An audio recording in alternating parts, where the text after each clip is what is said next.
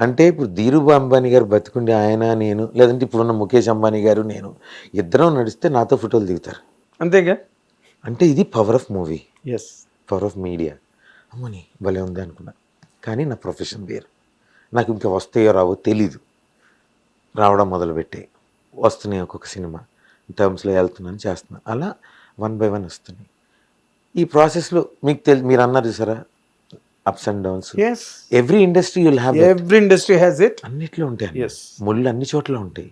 అవన్నీ తొక్కుకుంటూ ఆ నొప్పిని భరాయించుకుంటూ ఆ స్పీడ్ బ్రేకర్లు దాటుకుంటూ గుట్టలు ఎక్కుతూ దిగుతూ పాతాళానికి పోతాం, బయలుపడతాం, లెగుస్తాం, అవన్నీ కామన్. నేనేమంటానంటే ఆ నొప్పులు బాధలు గుర్తు చేసుకోవడం ఎందుకు అని నేను ఫీల్ అవుతానన్న. నేను ఎప్పుడు ఏంటంటే హ్యాపీగో, నీకు ఆనందం ఈ సినిమా ఇచ్చిందిగా, దాన్ని అనుభవించు. ఆడేదో అన్నాడు, ఈడేదో అన్నాడు, ఈడు ఇలా చేశాడు, ఆడు అలా చేశాడు అనేది గుర్తుపెట్టుకొని నిన్ను నువ్వు డౌన్ చేసుకోవడం ఎందుకు? Bloody hell, you are a king, like a king, live like a king. నీ కింగ్గా నీకు ఒక విజయం ఉంది, ఆ విజయాన్ని పట్టుకో, ఆ విజయంతో 10 సంవత్సరాలు నడువు, మళ్ళీ ఒక విజయాన్ని అందుకో, ఆ విజయంతో ఇంకో 10 సంవత్సరాలు వెళ్ళు. అలా 25 years గడిచిపోయినాయి అన్న. ఏ సినిమా ఎందుకు తీసుకొచ్చింది, ఎక్కడికి తీసుకొచ్చిందో తెలీదు.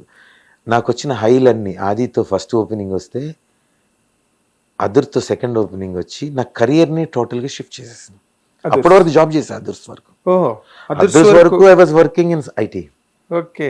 వినయ్ అన్న షూటింగ్ అయిన రోజు చెప్పారు, అరే నువ్వు మానేస్తావరా జాబ్ అన్నాడు. ఊరుకో అన్న, నేను ఎప్పుడు మానాలి, ఇక్కడ ఎప్పుడు రావాలి, డబ్బులు ఇస్తారో లేదో కూడా తెలియదు అన్న. నాకు అప్పటి వరకు డబ్బులు ఇచ్చిన వాళ్ళు కూడా లేరు, 1 తప్పితే. 8 సంవత్సరాల జర్నీ, 38-40 సినిమాలు, డబ్బులు ఏదో వచ్చాయో ఇచ్చారు, డబ్బులు ఇస్తారా, మనకు కూడా డబ్బులు ఇస్తారు అని తీసుకోండి అంటే. I was never in to that thought process. ఒక సెక్యూర్ జాబ్ ఉంది, అదే you had a secured life style. So దాని గురించి పట్టించుకోలేదు. మంచి అవుట్ ఆఫ్ 35-40 ఫిల్మ్స్లో మన 90% of the films like 100 days films అన్న. అవును. అందరూ రగ్గడు లక్కీ అనే యూ టేక్ ఇట్ అన్న. The film called the Angrez, Hyderabad nawabs. ఆ రెండిట్లో హీరోలు ఎవరో తెలియదు, కానీ నేనైతే హీరోగా బతికానన్నా ఆ సినిమా పేరు మీద. ఈ రోజు కూడా నేను యూఎస్ వెళ్ళినా, ఆస్ట్రేలియా వెళ్ళినా, న్యూజిలాండ్ వెళ్ళినా, అబుదాబి, ఎనీ మిడిల్ ఈస్ట్ కంట్రీకి వెళ్ళినా, I have huge fan base for those 4 films. పాకిస్తాన్లో నాకు ఉంటారు 10 లక్షల మంది, బంగ్లాదేశ్లో ఉంటారు 15 లక్షల మంది. ఓహో. It so happen for those Angrez movie, Qatar ప్రిన్స్ని కలిసే ఆపర్చునిటీ వచ్చిందన్న. ఆయన ఇన్విటేషన్ పొందే ఆపర్చునిటీ వచ్చింది. I couldn't go, but you reached that level through my 5th film. That was my 5th film in my career, exactly, absolutely, because of this medium called cinema. Otherwise, who am I? yes. Who is Raghu Karu Manchi? Who is Adi Raghu, Simhadri Raghu, Adurs Raghu, you name it, Angrez, Dollara Ramesh, who? Arif of Hyderabad Nawabs.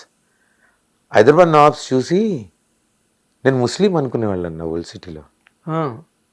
Muslim bye, ఆదా bye.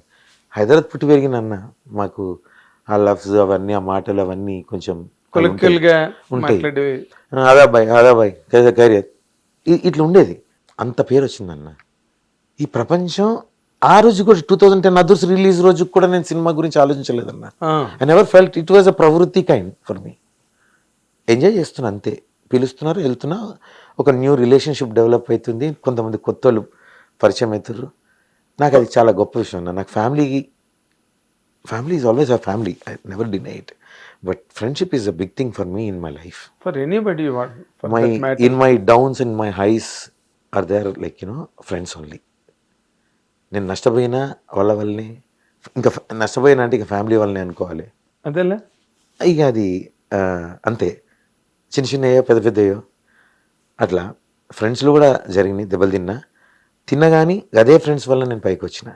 నేను ఎప్పుడు ఒక సూత్రం నమ్ముతా అన్న, నేను బాగుంటే సరిపోదు, నా చుట్టూ ఉన్న నలుగురు బాగుంటే వాళ్ళతో పాటు నేను ఎదుగుతా, నేను బాగుంటాను. That is correct philosophy. నేను ఒక్కరి బాగుంటే చేయగలను కదా. మన వాళ్ళు చుట్టూరు ఉన్న వాళ్ళు సక్సెస్ అయితే చాలు, మనం ఆటోమేటిక్గా సక్సెస్ ట్రాక్లోకి వెళ్ళిపోతాం. ఆటోమేటిక్గా వెళ్ళిపోతాం. ఆ పుష్, ఆ వైబు, వేరు. ఇప్పుడు నువ్వు ఒక్కడివి సక్సెస్ అయ్యి నీ చుట్టూ ఉన్న నలుగురిని లేపాలంటే లేపలేవు, నీ బలం సరిపోదు, అవును, నీకు స్తోమత రాదు. ఇది నమ్ముతానన్న స్ట్రాంగ్గా. ఇదే నమ్మకం నా చుట్టూ ఏర్పడిన ఆరా ఫిల్మ్ ఇండస్ట్రీలోకి వస్తే. మొట్టమొదటి వ్యక్తి రాజీవ్ కనకాల. సేమ్ డే ఇంకొక పెద్ద శక్తి Nandamuri Taraka Ramarao. The day one నాలాంటి వాడిని పక్కకు పెట్టుకోగలిగారు అంటే వాళ్ళు నిజంగా వాళ్ళు గొప్పోళ్ళు అన్న, నేను కాదు గొప్పోడిని.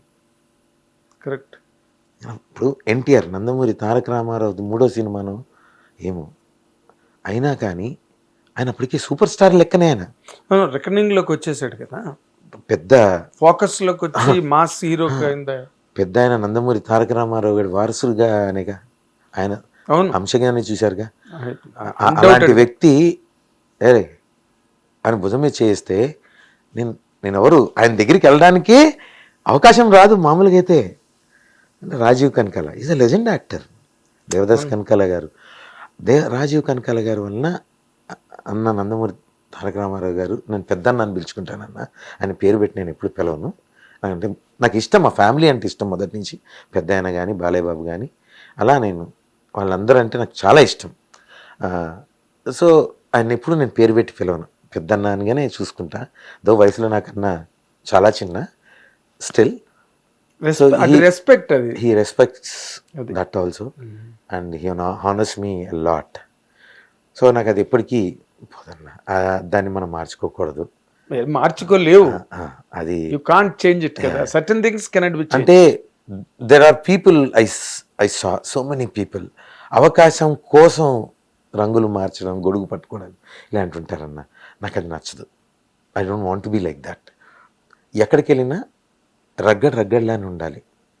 నేను ఇక్కడ ఒక గంట తర్వాత నేను బయటికి వెళ్తే అన్న, రేపొద్దున ఎవరన్నా ఈ పొజిషన్లో వచ్చి కూర్చున్నప్పుడు నాగేంద్ర అన్న అనేవారు, అరే నిన్న రఘుతో మాట్లాడాను అబ్బా, అబ్బాలే నిజంగా ఐ మిస్ హిమ్ నౌ అనే ఫీల్ ఏర్పడాలి తప్పితే అమ్మా ఆడి గురించి ఎందుకురా, టాపిక్ వేరే దగ్గరికి వెళ్ళకూడదు అని ఆ ఫీల్లో బతుకుతానన్న. ఇప్పుడు నాకు అది కావాలి. చాలా గొప్ప క్వాలిటీ రఘు గారు. సేమ్ సింపుల్ పాలసీ అన్న.